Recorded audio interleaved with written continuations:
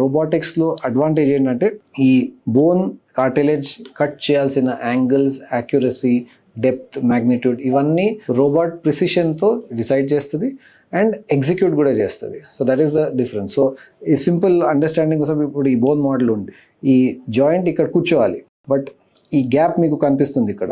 So ఇట్లాంటి gaps రోబోటిక్లో రావు. Precision surgery అంటాము. So perfect shape matching అంటాం ఫీమర్, అంటే ఇంప్లాంట్ పర్ఫెక్ట్గా వెళ్ళి కూర్చుంటుంది బోన్ పైన. సో ఇది ఒక అడ్వాంటేజ్. సెకండ్ ఏంటంటే రోబోటిక్స్లో ఒక హ్యాప్టిక్ టెక్నాలజీ, అంటే ఒక సేఫ్టీ ఫీచర్ ఎక్కువ ఉంటుంది. సో ఇప్పుడు మాన్యువల్లీ బేసిక్లీ బోన్ కట్ చేసి రీప్లేస్, లిటరలీ మాకు కార్పెంటరీ లాగా ఉంది. సో సా ఉంటుంది, డ్రిల్ ఉంటుంది, ఇవన్నీ ఉంటాయి.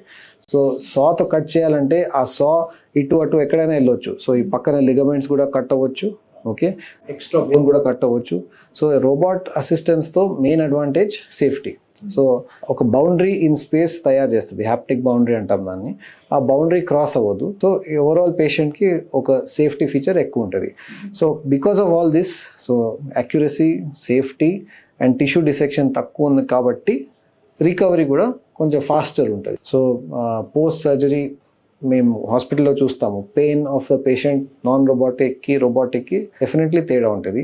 బెల్టింగ్ ఎంత తొందరగా మనం బెండింగ్ చేయగలుగుతాము అది కూడా రోబోటిక్స్లో ఫాస్టర్ ఉంటుంది. సో ఇవి కొన్ని అడ్వాంటేజెస్ ఉన్నాయి రోబోటిక్స్తో. మీరు తీసుకునే అదే మందులు, అదే నాణ్యమైన మందులు మెడ్ ప్లస్ బ్రాండ్స్ పై సగం ధరకే.